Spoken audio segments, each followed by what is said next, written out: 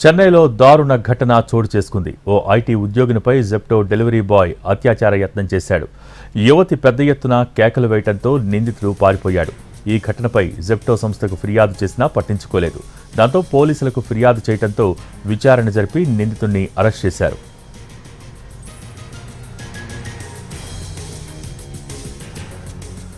చెన్నైలోని కుబేరన్ నగర్లో ఉన్న యువతి జెప్టో యాప్లో కిరాణా సామాన్లు ఆర్డర్ చేసింది. డెలివరీ చేసేందుకు వచ్చిన గోపీనాథ్ అనే వ్యక్తి ఫోన్లో ఛార్జింగ్ లేదు.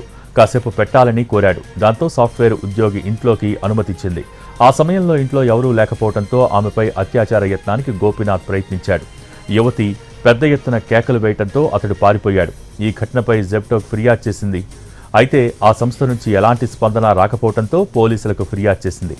విచారణ చేపట్టిన పోలీసులు గోపీనాథ్ను అరెస్ట్ చేశారు.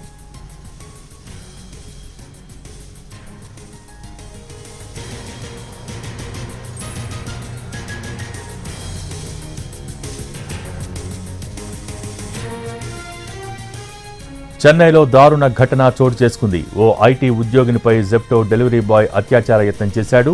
యువతి పెద్ద ఎత్తున కేకలు వేయడంతో నిందితుడు పారిపోయాడు.